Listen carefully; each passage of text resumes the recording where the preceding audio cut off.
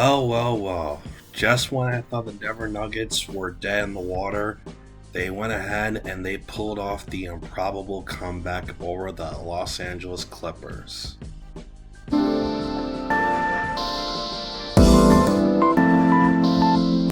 So I'm recording this during halftime of the Celtics Raptors game, which I will also have a video on later as well. But because of that, I'm not gonna throw any stats in you guys. All the stats I want to mention, or at least want you guys to know, I'm gonna just put them up on the screen and an update after I finish recording this video.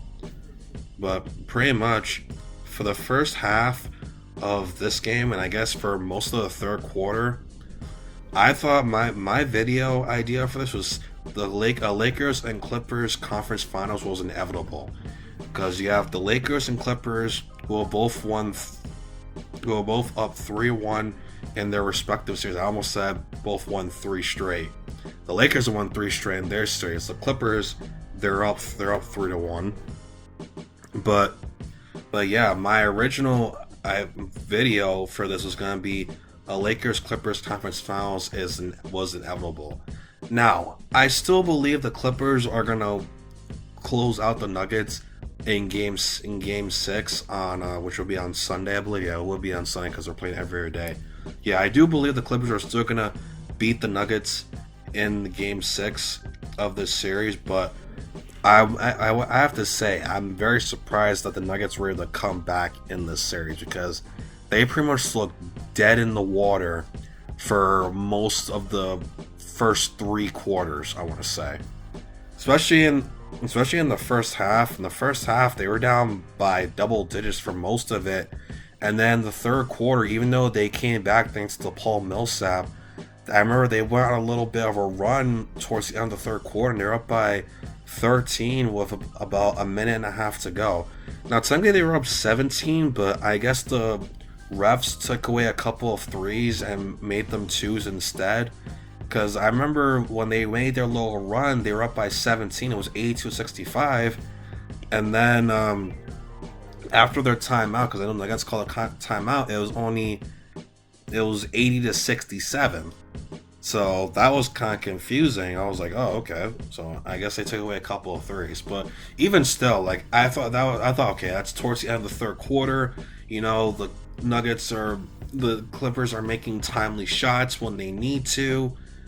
Because even in the beginning of the fourth quarter, you know, the Nuggets were coming back, and again, the same thing. Clippers were making timely shots, especially Marcus Morris. Marcus Morris, he hit a couple of big threes for the Clippers there. So that's another thing too. Like, if you look at the first three quarters, and pretty much just like the stats in general, it looks like the Clippers should have won this game going away, but I don't know.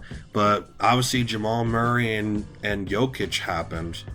You know, one of the stats we're gonna put up on the screen is Jokic and Murray. They're scoring in the fourth quarter of their wins in the playoffs so far. I'm talking about like the first round against the Jazz and their 2 wins in this series, because it has to be something crazy. Because literally in the fourth quarter, especially in the close games of the series, the Nuggets, they literally just go to a healthy diet of Jokic and Murray combo of pick and roll, pick and pop, just whatever, what have you.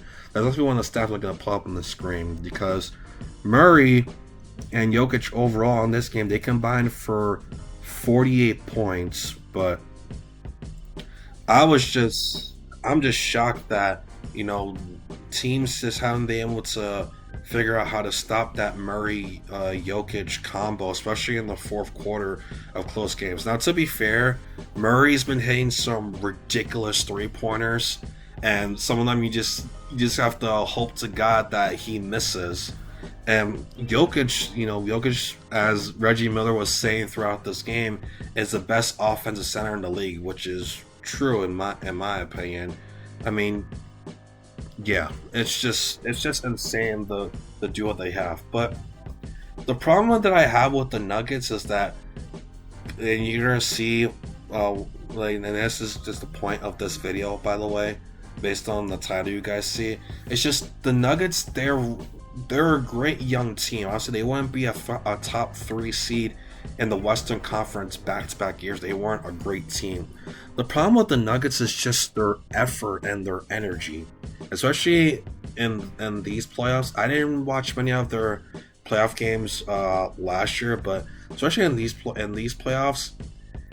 Let's go back to the first round, right? Game one, it's a draining, emotional overtime win. You have Murray and Jokic going back and forth, but Murray hit some really big shots down the stretch to win game one for the Nuggets, right? Okay, that's good. Then they get absolutely clobbered in back-to-back games, in games 2 and 3. They get absolutely destroyed. And then in game 4, they're down big, and then Murray goes off, but it's still not enough, and they lose game 4. And that's it's basically the same thing in this series as well. Game 1, I'm not gonna count game 1 because game 1 is just due to like the horrible scheduling that the NBA has done in the playoffs so far. I'm not gonna count game 1. Game 2, right? They come on, they punch the Clippers in the mouth. They go up by 20 points early in the first half.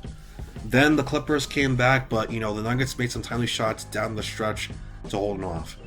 Then games 3 and games 4, it's really back and forth. It's a great game. The Clippers and Nuggets, they're trading blows, but the Nuggets, you can tell, they're really energetic, they're really active. It's just that the Clippers were able to lock down on defense.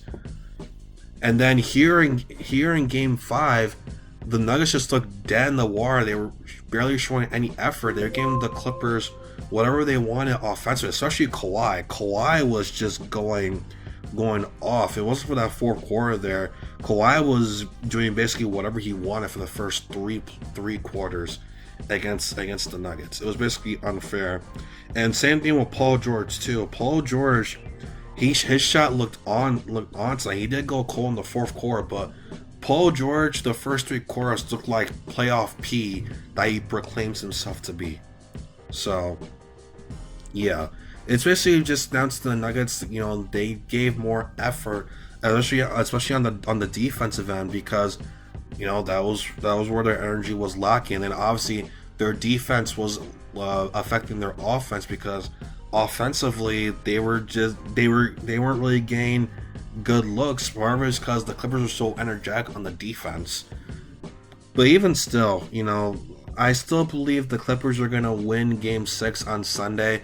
I think it's just, the Nuggets are going to be too drained emotionally. Especially they've played a grueling 7-game series against the Jazz, and it took everything they had to win this Game 5 tonight. So I don't know how they're going to look in Game 6, especially with one day off, but we'll just have to wait and see. But in my opinion, I think the Clippers are going to close them out. I think Doc is going to, give the team a good talking to and motivate them to make sure to finish the Nuggets off and not give them any sign of life, unlike what the Jazz did in the earlier series. I think the Clippers, they're the better team. They've proven they're a better team. They know how to finish games, and their defense has really stepped up, especially in games 3 and 4. Their defense really stepped up, so I think it's going to be the same thing, even if it's a close game on Sunday. So, yeah, that's all I have to say. I think Clippers are going to win Game 6 on Sunday, but otherwise, kudos to the Nuggets. They get the last laugh for now.